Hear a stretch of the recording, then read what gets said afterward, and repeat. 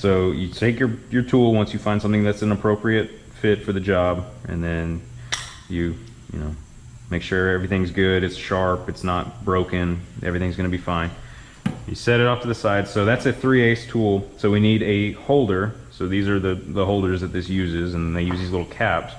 And then the ER collets that it uses, we have some over there, but most of the common sizes are somewhere in here or in the machine because they're being used. So that tool has a 3/8 shank, so we need a 3/8 collet in a tool holder. So I'd come over here and look at this rack, and this tool is a 3/8 drill mill, so it's already got the right size collet in there, and it's not being used, so I'm going to go ahead and pull it out of this holder and put the tool that I'm using into this holder.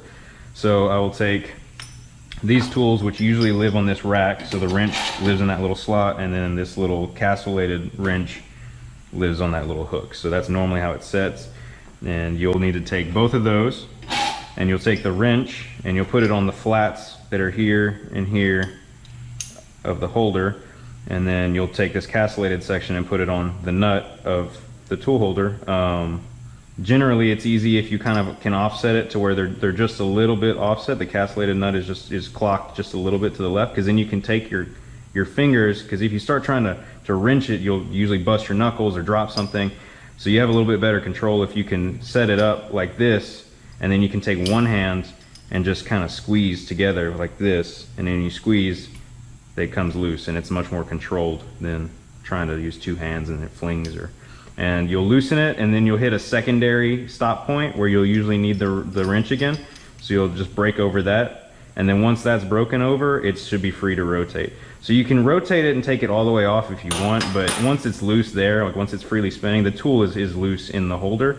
So you can, usually if you need to, you can push down just a little bit, and that releases the collet, and then you can pull it out. So you can pull the tool out. When you do this, just be careful, like the flutes are really sharp, so you don't want to cut yourself, so make sure that you're not pulling too hard. Yeah, so just make sure you have a firm grip on it, because if that tool slips and you go down, you can cut yourself on these flutes. So you pull the tool out, and now it's free. And so the collet is in there. It should be good to just drop the tool in, but you may want to verify that the collet is in the nut properly. So it should be, you should sit in the nut, it should be retained, it shouldn't fall out, but it should also rotate freely. So that's how it's in there properly. When you're setting them up, do not set a collet into the taper and then just put the nut over it and tighten it down. That'll ruin everything, and it doesn't mount them concentric. You need to make sure that the collet is in the nut properly, and then thread the nut onto the tool holder a couple of turns. So it's still loose. You're not compressing the collet yet, but just get it to that position. And now you're ready to put the tool that you need into it. So you'll take your tool and you'll slide it into the collet, bring it down to wherever you need it to. Ideally, you have the most rigidity with the minimal amount of stick out. So on this tool, we can go all the way up to the relief grinds of the flute. You don't want to go past that. You don't want to sink the flutes or anything into the collet, but they can be right up at the face of it. That's going to give you the most rigidity. So you'll want to kind of set it there, and it sort of holds itself with like loose friction, but so something like that looks fine. And then you'll just tighten, then just run the nut down until it starts getting tight. And so now it's too tight to tighten with your fingers anymore. So you'll come back with your wrench, put it on the flats, and take your castellated wrench, and same thing but in the opposite direction. So clock it, slightly in this direction, and then you can still use one hand to just sort of get it tighter without losing control of it, because you've still got it firmly held with your free hand.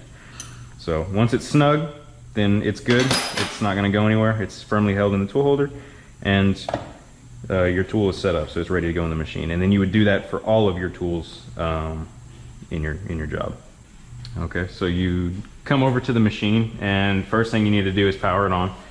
So you go back here, and there's a red power switch. You rotate it clockwise 90 degrees. There's a big heavy throw, and then it should begin the boot up sequence. And this takes 30 seconds or so, so just let it do its thing. So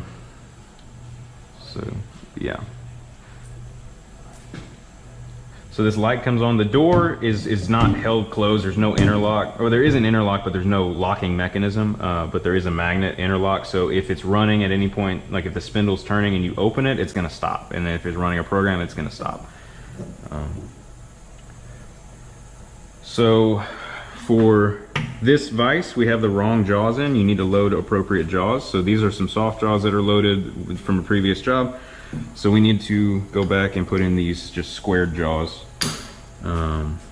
We could do it with the soft jaws, but we'll do it with those. They need to be changed out anyways.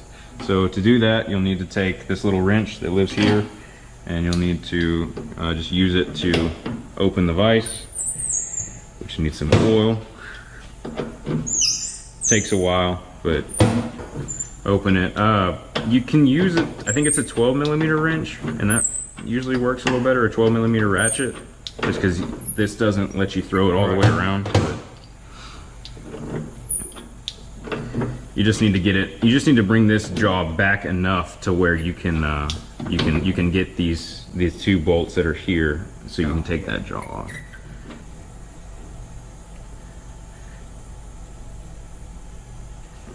Try that. So I think it's a 5, maybe a 6. I think it's a 5.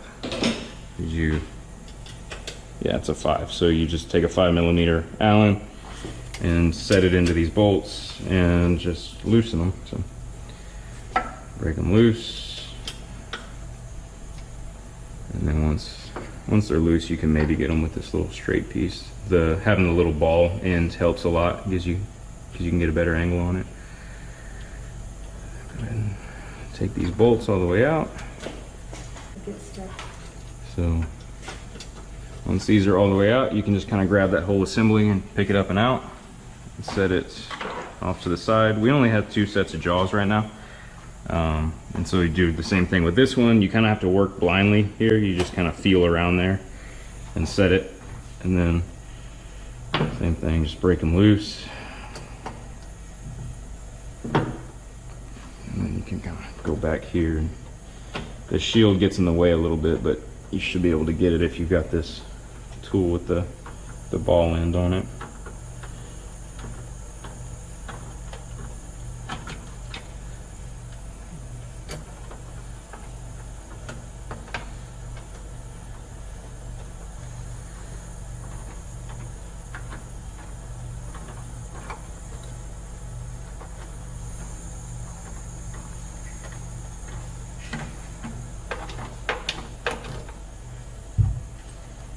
So again, just pull it out, set it off to the side, and we're just going to go with our standard square jaws. And these have been cut a little bit, so this side goes up generally, but if you need to, you can flip them. They're slightly asymmetric, so flipping them is going to, if you put this side down, that would allow your jaws to stick up a little bit higher off of the body of the vise, but it doesn't really matter, however you want to mount it. So set it in there, and just kind of the bolts sort of align by themselves, and then you just kind of run them back down, the opposite of what you did to take them out. Just get them started, and then once it starts getting a little snug, you can go back to the other one, try to tighten them evenly. You want to make sure that there's no like chips on those jaws. You don't want to get anything trapped between them. Generally nothing's gonna be there because they're already mounted to the body while you're cutting. So unless you blew chips onto it after you took the vise jaws off, you're not gonna have a problem. And then once they're tight enough there, you can just use the leverage side and make sure it's in there, and then just snug it down. It doesn't need to be crazy, but just, you know, nice and snug. That's good. And the other one, so like I said, it doesn't matter if you're up or down, just make sure the sides match. So it kind of helps that this side's been cut before, but those sides correspond to one another, so that's the right orientation.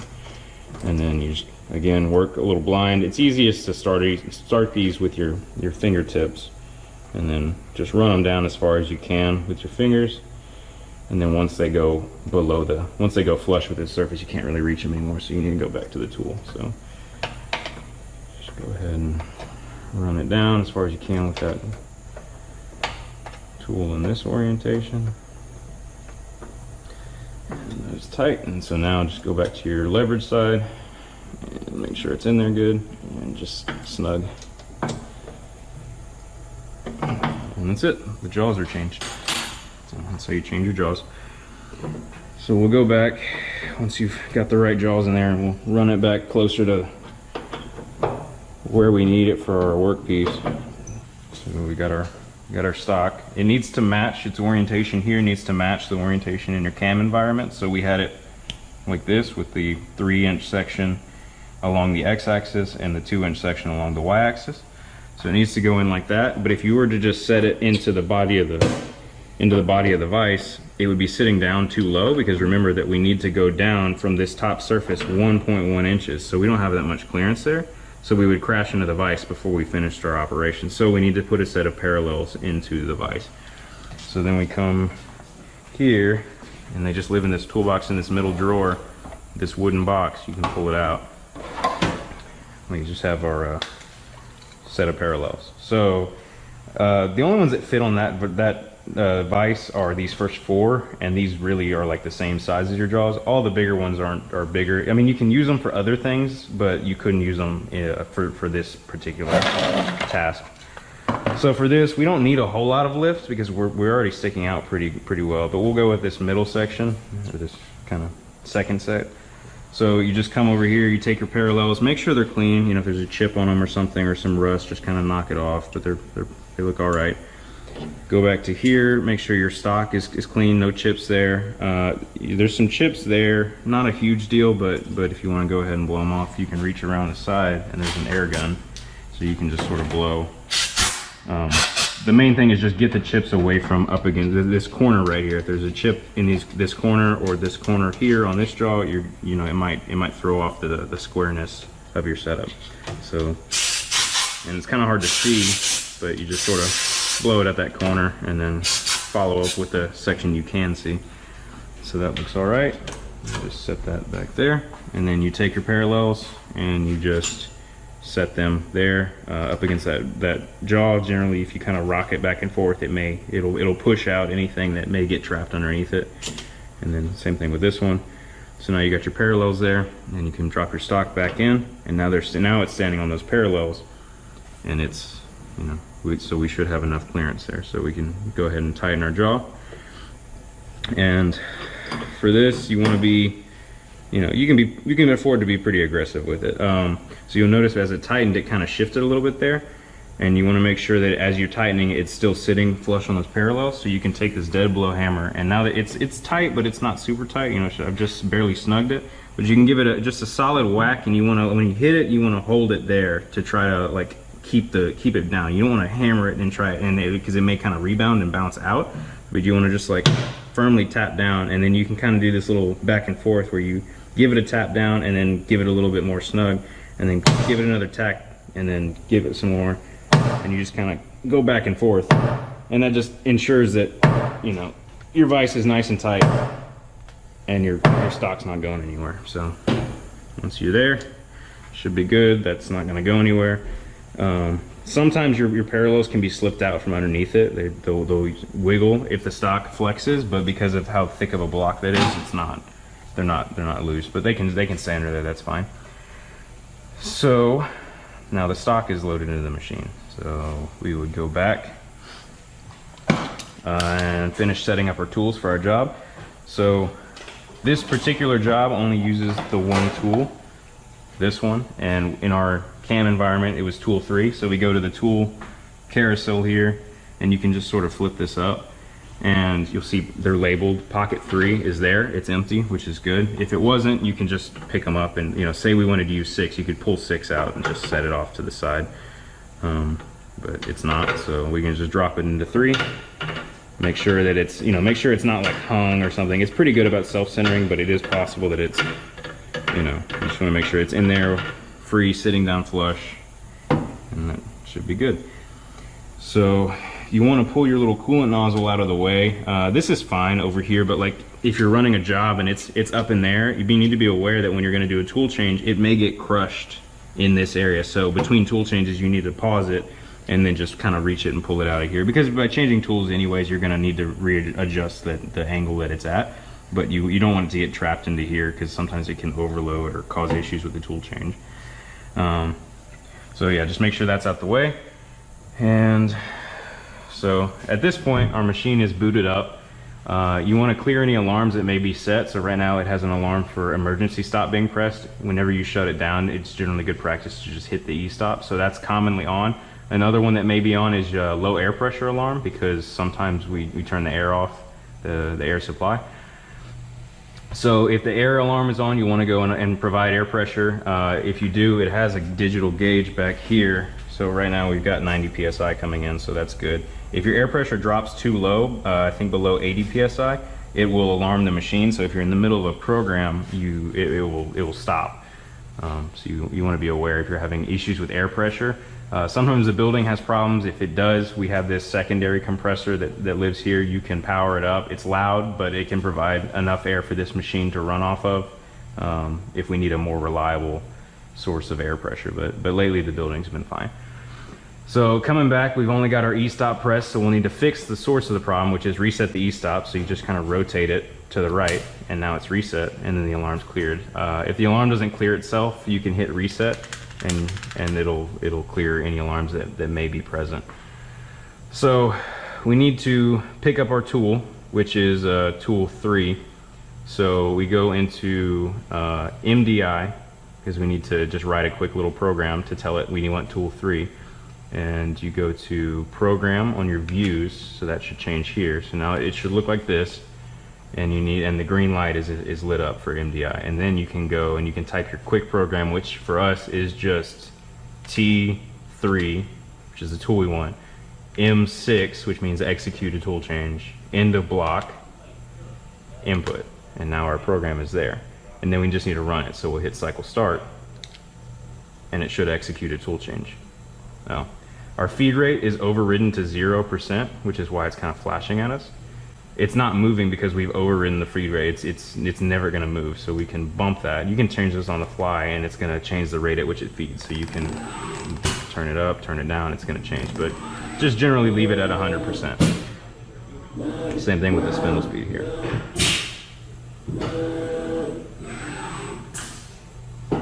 And so now it has it's got its tool. So we need to establish where our XYZ origin is for our part in G54, because that's what we programmed in. So you can come back to here, and you can go to any one of these modes is going to be a way of moving the spindle, although reference just generally moves it kind of moves it home. But you can use jog. So jog, when it's lit up, these lights will flash, and all these axes, if you hold X positive, it's going to move in the X positive direction. If you hold X negative, it'll move in that direction. It's affected by feed rate, and then you can also hold this button in the middle to rapid. So if you push X positive, it moves in X positive. If you push X negative, it moves that way. Y, Y, Z, and then A is your rotary. So it'll rotate one direction or it'll rotate the other. And then if you hold rapid, it will rapid in that direction. So yeah, try to be careful with that. Incremental is, we won't worry about that. So handle, if you're using handle mode, you pick an axis, and it doesn't matter if it's positive or negative. You can tell it X. Now X is selected. You could have hit positive or negative. It's going to pick X. And then if you want to change to a different axis, you just hit Y. Now Y selected, Z. So we're going to do X, and then you pick an increment. If these are still flashing, it's not going to do anything because you haven't told it how much to move for each one. So we'll tell it, and this is basically how much per click. So one click of the wheel, one click of the pulse generator is going to give you either, I think this is 0.1 inches per click. This is 0.01, 0.001, and 0.0001. So yeah, it basically looks like it's not moving, but it's moving. Every click is 1/10,000th of an inch. So we want to move faster, so we'll use one of these two bigger ones. As you get closer to your target, just be careful. You don't want to overdo it. Sometimes you can accidentally like smack it, and then it may crash. So just be careful. So you can come drive it over. So we're roughly looking for this corner here. We don't have to be precise because we have a little extra stock to leave. But we're basically looking for the center line of the spindle to line up with this corner. And that's easy in this orientation. It's a little harder for Y because you kind of have to look through that window.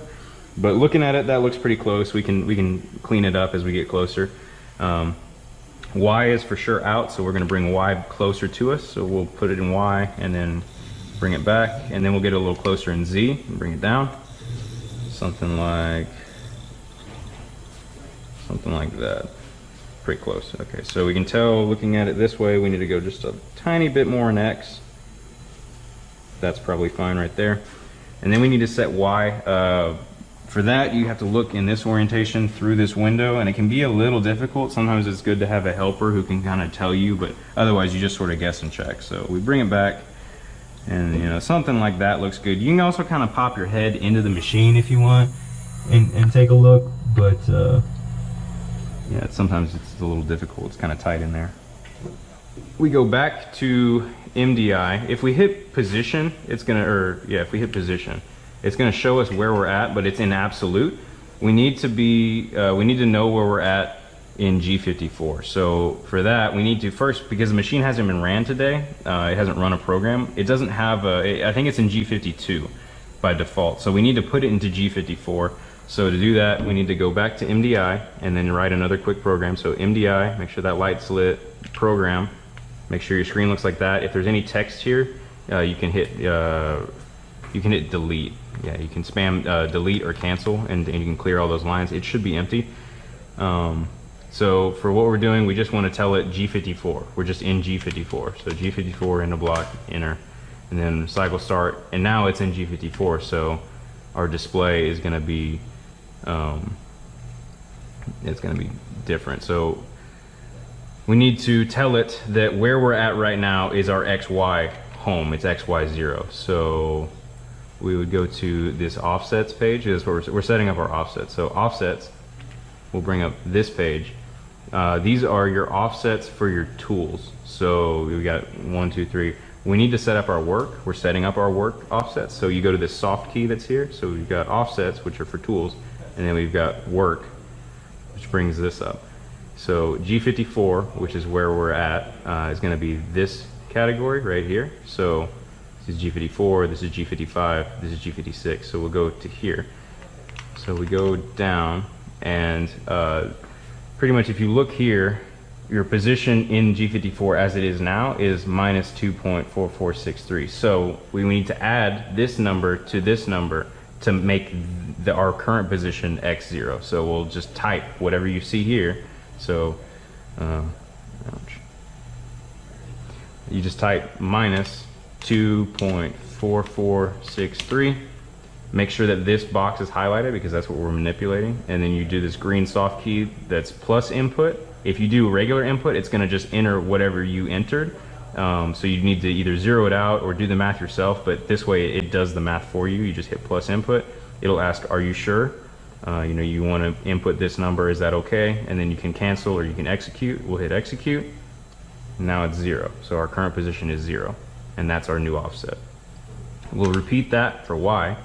So we are minus, just whatever number you see here, minus 1.9530, plus, make sure that that's highlighted, plus input, execute, and now that's zeroed. The A offset doesn't matter, we're not messing with our rotary, so that's kind of whatever. And then for Z, we're going to touch off, and for that you can either spin the spindle up and touch it, or you can, we have a positioning tool. So to do that, you come over here, and it's either in the middle drawer, but right now it's sitting here. Usually it's sitting on the desktop in this little wooden box. You just slide it off, and we have this little height setting tool, and you pull the cap off of it, and it exposes this little button. And just make sure that it works, so whenever you touch it, it's like a very sensitive little button. Okay, so we'll do the old-fashioned way of touching off. So for that, we need the spindle to spin. Again, the machine hasn't ran right now, so it doesn't have a commanded spindle speed. So we need to give it one. So we're gonna come over to, again, MDI, make sure that's lit up, and then hit program to change your screen back to there. And we need to tell it a spindle speed. It's kind of arbitrary. We're not really removing a whole lot of material, so just tell it, you know, a couple thousand. So we'll tell it S and then 4,000. Into block, and then input, and now we've got our program. It's not going to turn on because we never gave it a spindle on command, but now it has a spindle RPM of 4,000 commanded to it. So we'll hit cycle start, and it runs, and then so now if we hit spindle clockwise or counterclockwise, it's going to spin at that spindle speed. If we hit those before, I guess I should have shown that, but if we hit those before, it wouldn't have spun because it didn't have a commanded spindle speed. Because it's the first run. If it's been running programs all day or something, it's just going to spin at whatever its last commanded spindle speed was. So we'll now come over to here with handle, and we'll tell it Z.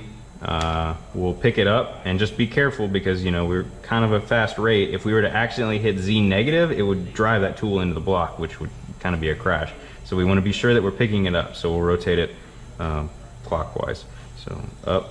And it goes up, and that's generally good practice. Anytime you're going to move the Z, go up before you go down, because sometimes, you know, if you're trying to do a really fine detail and you think that, you know, you've got it in thousandths or 10,000ths, but you've actually got it in like tenths of an inch, and then you go down, you know, that's a lot. You may have just crashed it. So be sure you go up, and then you're like, okay, that looks right, and then come back down to wherever you're trying to go. So we'll go back to X, and for this we're just going to drive mostly to the center of the part, so something like that, and then we're going to go to a finer step distance, so we'll go down to tenths. Get close. We're going to get close to the block, something like that. So we're getting pretty close to it. All right, and then we'll go down to thousandths. And we're going to turn the spindle on, and we're just going to very slowly bring it down until we see it cut, and then we know that's the top of our part. So for that, we have to close the door, and then you hit spindle clockwise, and the spindle spins up. Like I said, the door has an interlock, so if the spindle's spinning and you open the door, it's going to stop, and it won't run with the door open. So we're going to start the spindle, make sure we're going to find step down on Z. We're going to bring it down, but like I said, it's generally good practice to go up and make sure that it moves in the direction and the step distance is appropriate, which it is. And then we'll come down, and we'll just very slowly, just, you know, tick by tick, sit there and just watch it as we come down. And then right as soon as we see it hit we'll see chips start to fly as it starts to cut. You'll probably hear it bark a little bit. So there you go. It's cut, and then you can just hit stop because we want to hold that distance. So as you can see, we touched off on the top of our part. So that is our Z0. So we're going to go back without touching the axes because we don't want to move anything. We'll go back to the offsets page, go back to here, go down to G54Z, and we look here, we've got we're going to, so we'll back up. You can either set a work offset, which you would probably do if you were using multiple tools, but because we're only using the one tool, we're going to leave that at 0, and we're going to go back to tool offsets, which is here, the offsets page. So we'll hit our soft key to here. We'll go to our tool that we have here, which is 3, so we're using down, down, and we look in machine, and then we look in the machine Z position here is -2.571. So we'll enter that number for 3 in our length offset. So we got length, geometry, 0.0, and then tool 3. So we'll look at our value here. It is -2.5971. Those are the same. And then here we want to input. We don't want to plus input because this isn't being compensated for. That's the machine's absolute position. So we'll just hit input, and now that value is that value. So it's established as that's our tool's length offset, and that's set up. We would do that for all of our tools if we had multiple tools, but because we're only using this one tool for this job, we're just going to leave it at that. So once we've done that, we're going to pick the tool up. Again, be careful that you go in the up direction, not the down, because the tool is sitting right on the surface of it. So you pick it up, and you can, once you're clear, you can step to something a little bit bigger. The FANUC controllers, if you overrun an axis, so if you run up past the machine, you'll get a soft over travel on a Z axis. You can do it with X and Y too. it'll just alarm out. So it's telling you you've gone beyond the max. So to fix it, you can just usually drive it, just back off of it, you know. So it's over traveled. We'll back it off one click, and now it clears itself generally. But if it doesn't clear, you can hit reset. So that's set up. We got our tools set up. We got our length offset set up. Our parts loaded. Our work offsets are in. So we pretty much should be good to run our file. We'll also want to set our coolant. So we'll take our coolant nozzle here, and you just kind of point it at the tool. You want to make sure that it's not going to, as it's coming around this side of the block, that it's not going to get pinched between it or something. So you can kind of just point it roughly at it, and then if you want, you can come over here and hit coolant, and then when you hit it, the pump is going to come on. Make sure that down here we have a washdown hose, and it's split. So we have a split with 2 valves, and the yellow hose that goes out the back goes to the cool the tool, and this white hose at the front goes to our washdown. So we'll switch them depending on what we're doing. So you want to make sure that your washdown is closed. So you want that lever to be perpendicular to the washdown, and you want to make sure that your spindle is open. So make sure it's parallel. If it's not, you'll turn the coolant on, you'll hear the pump come on, but you won't get any coolant out the nozzle. Come check your valves. So we hit coolant, and it's going to spray. It may kind of splash back at you. So yeah, you take your, load your file onto a flash drive, and it should be fine. So you'll take your flash drive with your file on it and come over to the machine, and you will open this little window here and expose the USB port and just plug in your USB. And you would go to auto or edit, either one. We'll go to edit, and you'll hit program, and you'll hit program again, and now you're looking in the file explorer. So you'll need to change devices. So you should hit this green soft key, and you're going to hit this little arrow to go over to the plus, and should be, oh yeah, sorry, device change. It's the green soft key for device change. So you hit, and you're gonna do, we're in CNC memory, we want to use USB memory, so we'll choose that, and it loads all the files that are on the USB. We'll go down to our file, which was named 123 block op1 NC, and we'll need to copy it into the CNC's memory. So we highlight it, and then we'll hit the little plus tree to bring it over, and then we'll hit select to select that one, select again, and copy. And now it's copied, and then we'll go back to the CNC memory. So we'll hit the little plus arrow, device change, CNC memory, and then you'll paste it wherever you want. So we can paste it into this root, or generally we'll have it like subdivided by the name of the person who's working. So I'm working on this right now, so we'll highlight my folder and hit enter, and then we'll open it up. So these are some of the things that were in this folder. So we'll just go ahead and paste it here. So we'll go to the plus arrow, just anywhere in this folder, and just hit paste.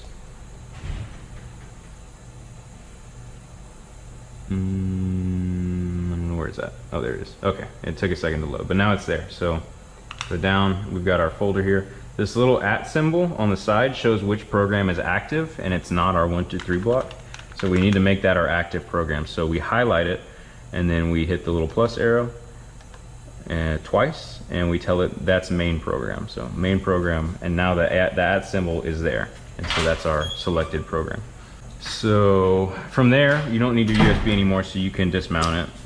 It's now saved to memory, and you pretty much go, you can go program to bring up, this is the program that we're going to run. So this should be the same code that you saw in the text editor and on your CAM software. And then you need to hit auto. You need to be in the auto mode. So now it's ready to run. You can leave this screen if you want. Generally, I like to go to custom one. It gives you a little bit more information. It gives you position, you got distance to go, spindle speed, feed rate. You can still see your code, and then you got next distance coming up, and as well as some random things, current tool, current offsets, spindle speed commanded, things like that. So yeah, you're ready to go. So everything's set up, you can close your door and you can hit cycle start. At any point in time when a program's running, if you hit cycle stop, it's going to feed hold. So the spindle, if it's spinning, is going to continue to spin unless you tell it to stop. You need to be aware that when you restart it, if you stop the spindle by like opening the door, you need to restart the spindle, because on this machine, if you hit cycle start, the axes will start to move, but until you tell it to turn the spindle on, it's not going to spin the spindle, so you can crash by doing that. So just be aware, like on some Haas machines, it will restart the spindle automatically. This machine will not. So you can hit cycle start, and you have to be in auto mode. If you're in any of these wrong modes and you hit cycle start, it's going to tell you wrong mode, and it's not going to work. So you need to be in auto there and hit cycle start. And it's going to run, and then your machine will jog over and start executing the line. So it's already on the 11th command. I hit cycle stop, and so it's just going to sit there and feed hold. If while it's running, if I open the door, it's going to stop. The program hasn't ended, but it's just sort of paused. So if I hit cycle start again, it's going to start to move, but remember that the spindle will not spin until you tell it to spin. So you need to hit spindle clockwise, spin the spindle up, and then you can hit cycle start to allow it to start to feed. Your overrides are here. So your spindle override is just a % of your commanded from your file. So commanded is 5093. Actual is 5260. If you increment it by 10% up, it will spin faster. If you go down, it will slow down. You can override from 50% up to 120 by increments of 10. Basically the same thing with feed rate for how fast the axes are feeding. As a function of what's commanded. So you have you can go all the way down to 0, and then the increments get finer as you get to the smaller amounts, but you can only override up to 120. So we want to make sure that we're at 100 and 100. Generally you want it at 100 if you can edit your code. So and then if you feel like you're engaging too much material, you can override, or if you feel like your spindle speed needs to go faster, you can do that on the fly while it's in the cut or while it's running. It's not going to affect it.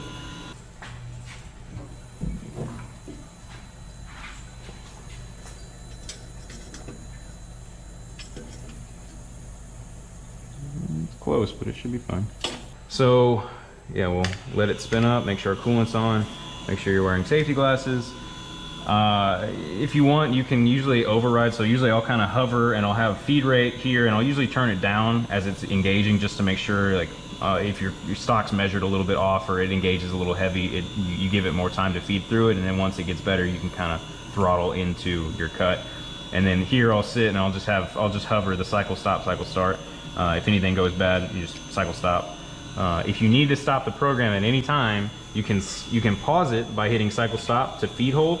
But if you need to stop, if an emergency happens or something, you can hit the E-stop here, you can turn the power off at the back, you can hit reset here, or you can hit cycle stop and spindle stop. But yeah, just any of those methods to make the machine stop moving. But in an emergency, just hit this or whatever, just make it stop. Don't worry about resuming your program, you can start over again. So like I said, we'll hover, cycle start, cycle stop, and see how it goes, and then we'll start it off real slow, and we'll just go ahead and hit cycle start and let it feed down. So it's going to do the facing pass.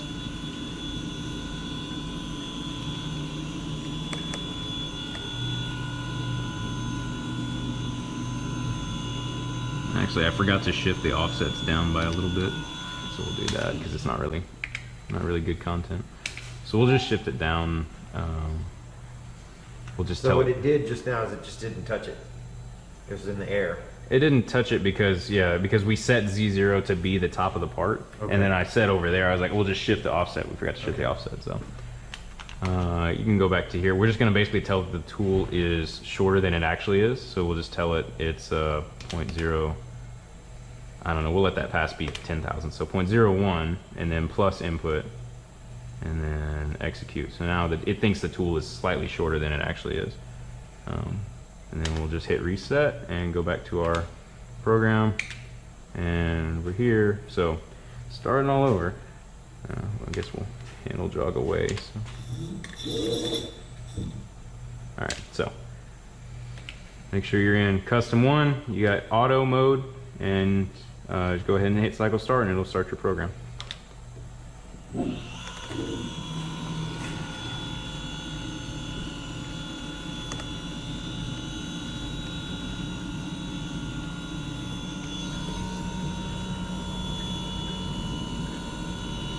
think I told it the wrong way. What's it doing?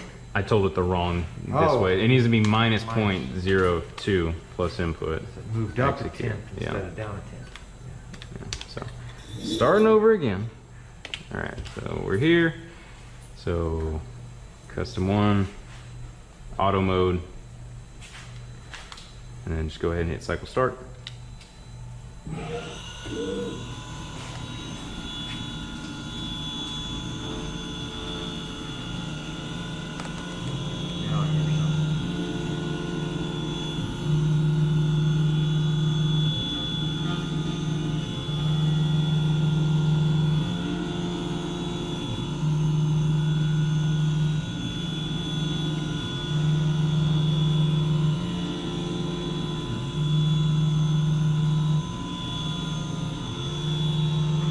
As you can see, it has no problem having lines thrown at it. It reads them just fine. The controller is pretty good.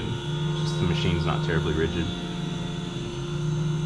But on like an older Haas, if you try to run it, or any older machine that can't read lines that fast, it's gonna you'd see it getting blocked up. It'd be like it'd be really stuttery, and that's when you'd want to add smoothing on Mastercam or something. That helps it out by reducing the number of lines.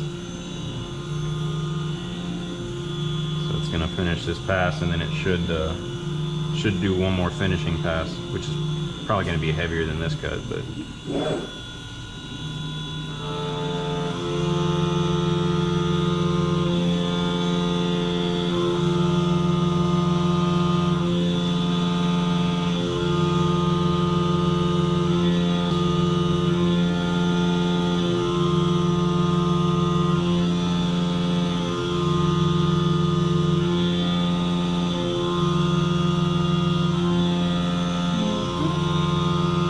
So after it finishes this operation, we're gonna go ahead and pause it before it starts the next, and we'll just see where we're at on that surface finish, make sure that everything looks good, make sure we didn't break a tool or miss a spot on our facing, need to fix it, go back, nothing like that.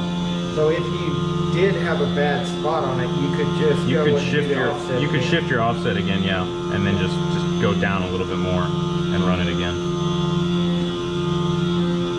So we get ready to hit cycle stop. Right there. So it's moving on to the next path right now. It's done facing, so we'll turn off coolant. You can hit spindle stop, or you can just open the door and it's gonna stop. And then you can take your blowgun and just kind of blow it off. And yeah, just take a look at your surface. Give it a feel. Make sure it feels fine. Make sure it looks fine. Make sure your cutter still looks fine.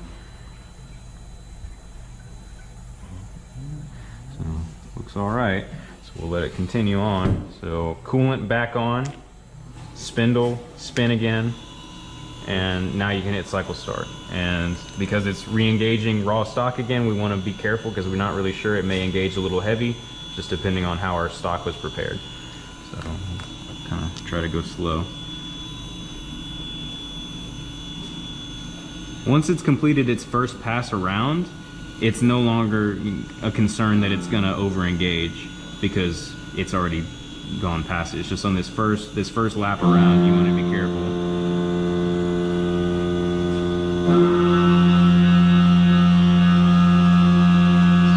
There's a little heavy, but now it's fine. So it's completed that first lap, so it's not going to over-engage anymore.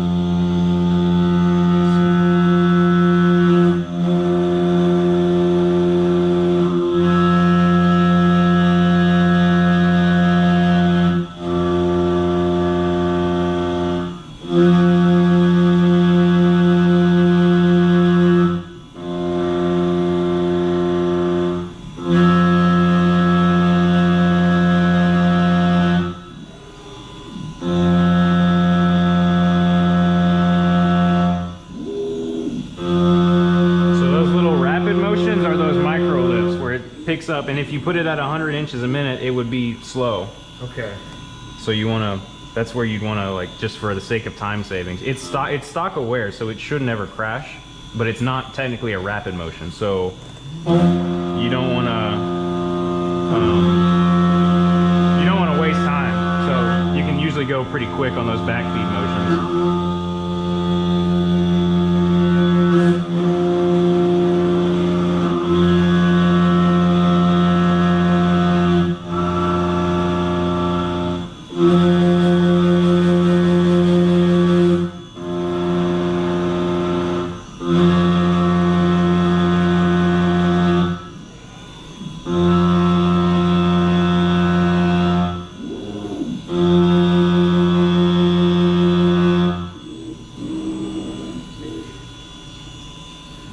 And just make sure that we don't cut the vise, which I think we're good. Yeah, we're good.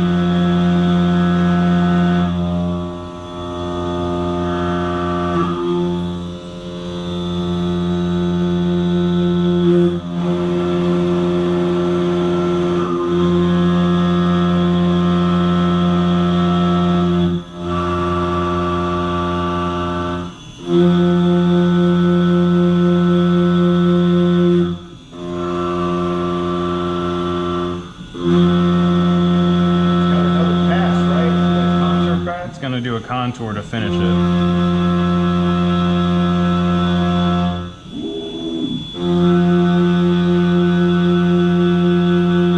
So it's going to pick up, and then it's going to go over to do the contour.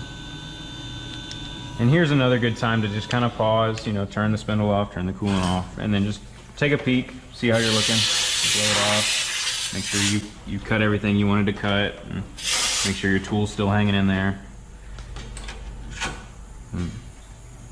Yeah, looks all right. So we'll let it run. So coolant back on, spindle back on, cycle start. Gonna just let it run.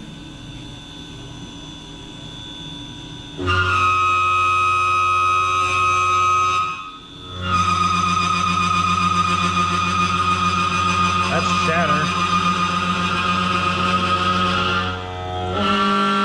So there you can turn the speed up.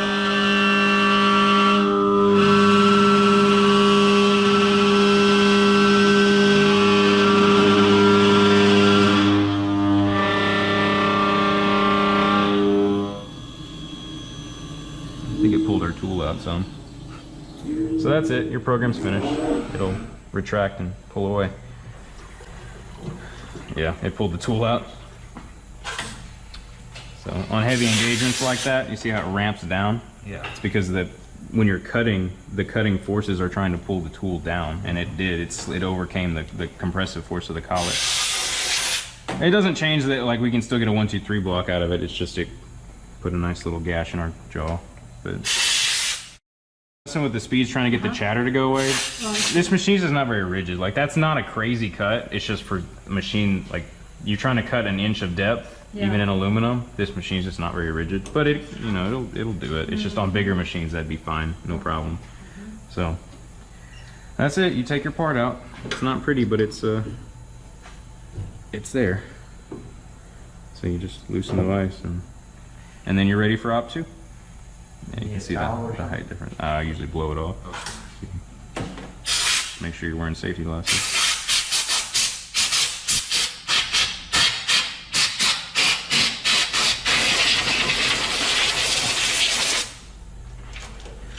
So we're ready to flip it over and then just do a series of facing passes until we get down to our 1-inch desired depth. But these dimensions should be about 2 and 3.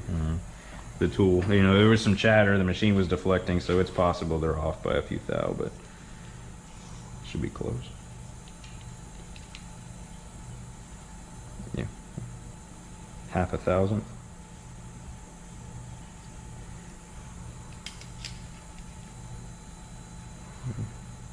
Two thou?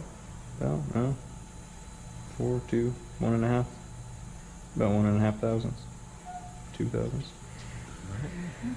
Alright, so yeah, we just, you know, we got 2 of our 3 dimensions. We just need to make this 1 inch thick now. So we're gonna. So because you're doing you're taking the part out, that's going to be a separate line of codes? Yep.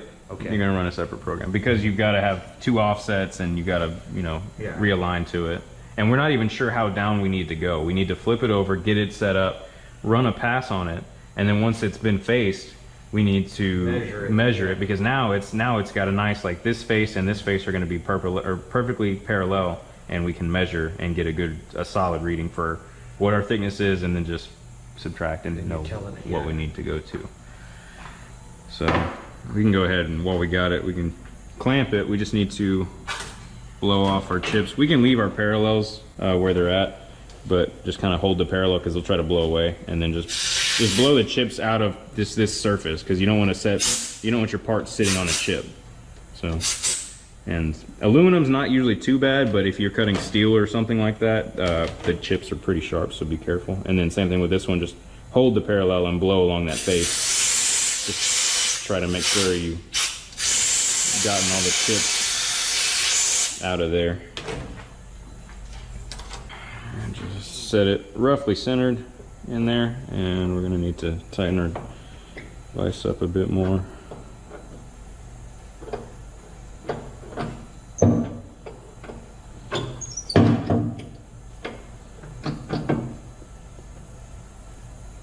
So make sure it's on the parallels and give it a little wiggle to try to clear any chips that may be stuck. Bring the jaws closer. And just be aware whenever you're clamping a job like this, these are steel jaws and you're clamping an aluminum part. If you clamp too hard, you're going to, you're gonna bite the surface, which isn't ideal, but I mean it's kind of what you're working with. If you really need to, you can use soft jaws like those aluminum soft jaws, or you can even cut like a custom profile if you need to try to protect your piece. But so just snug. I don't think we're going to take very heavy cuts, but we'll just you know, snug. We're trying to avoid, we don't want the part to shift in the vise, but we also don't want to accidentally, we want maximum rigidity, but we don't want the part to shift. So kind of try to find a balance. You don't cap down like you did before with the... You can, but because it's a perfectly cut surface. Before it was like it was saw cut stock, so you know things can kind of wobble. You can, like this little lip right here, this little edge or something from the saw cut, you can make it stand up, and if you whack it, you'll make it sit back down. But because you're going to damage the surface. Yeah, we're trying not to mar that surface, which is already probably going to have a little bit of a witness mark, but it sort of is what it is. So for this, to keep us from having to write 2 programs and come back, we can actually use our facing program from our first part and we'll just cancel it. So we'll just come back over and jog. We should be roughly in the same spot as we were in like before, because the stock is pretty much sitting in the same spot. But we'll just drive over to the rough corner of it and Z down. Is it not important to put the tool back where it was after it pulled it out some, or? Yeah, it's not that much longer, and we're just facing. I mean, we're not going to re-engage that much material. Okay. And we're resetting our Z offset, so it doesn't matter. If we had used the tool setter, then yes, it would matter. But because we're just manually touching off, then it doesn't matter. So we'll come back and just roughly find X, Y. So we'll go back to our offsets page, our work page here. See where we're at. So yeah, I mean we're 20 and 40 thousandths from our old position, so not by much, but we'll just update those real quick. So 0.0242, wait, cancels to backspace on your entry line here. So 0.242. Make sure that number is, I did it wrong. 242. Okay, and then plus input and execute, and now we're back to 0 there, and here to 0.0488 and plus input, execute. So those are 0, so now we just need to set our X. So we'll drive about to the center of it like we were doing. Because it ran that program before, it now has a spindle speed, so we don't have to go back and tell it like S whatever. We just hit spindle clockwise, it's going to run at whatever its last spindle speed was. So it's running. We could do a small step down handle on Z and just go down until it touches the part. As we get close, just go slow.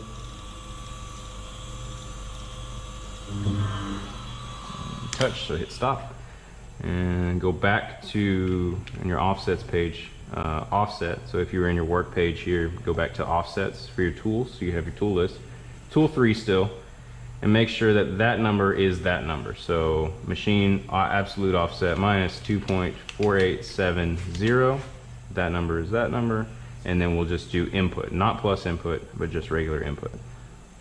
And so now that value is there, and our Z is set. And we'll just pick the tool up, and should be good to go. And then we'll just run our first part of our first program again, and because it's a facing pass for that size stock, hopefully we'll get a nice clean cut surface, and once everything's cut, then we can just measure.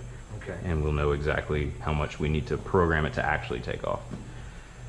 So 0.01, I did that offset before, so it should be good.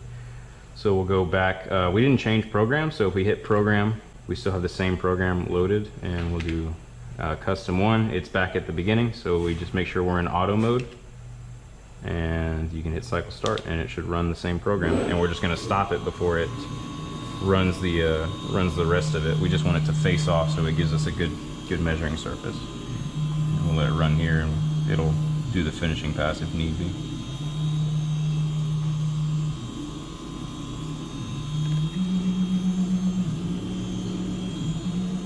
Doesn't seem like it's touching. Nah, but it'll run a finishing pass, so hopefully it'll cut. If not, then if it doesn't start cutting on the second pass, then we'll just have to do more offset. We'll just do more offset, yeah.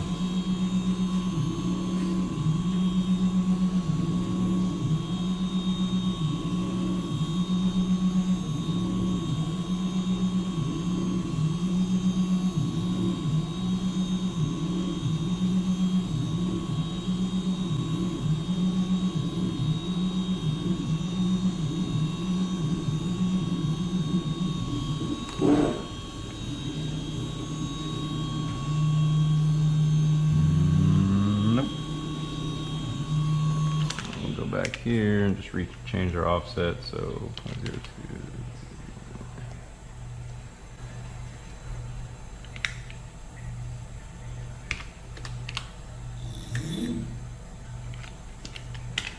And run it again with new offsets.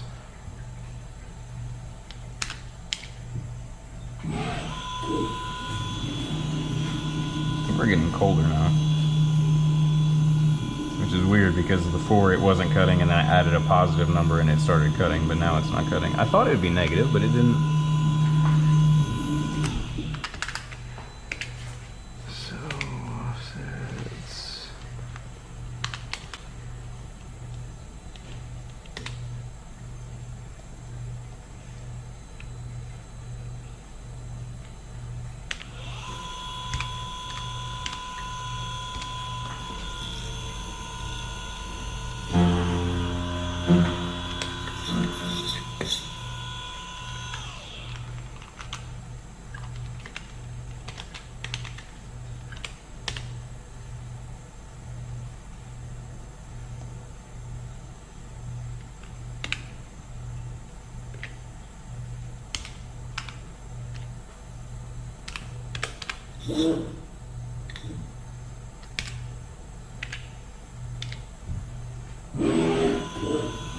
Try that.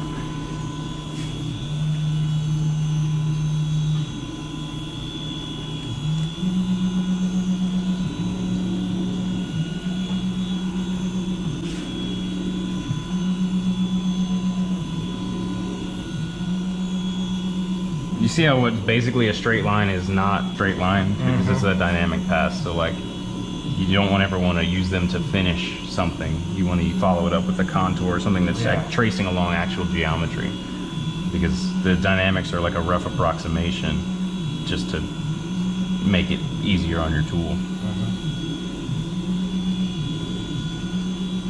It's still not cutting though, is it? It'll get it on the second pass, pretty sure.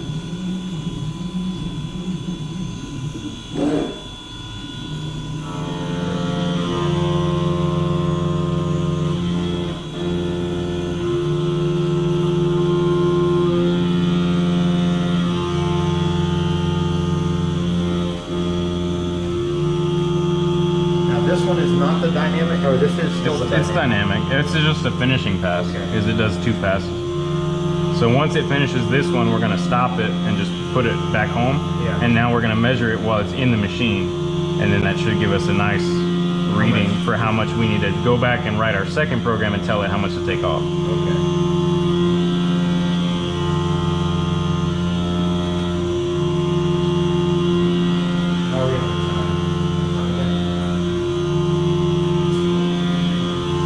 Yeah.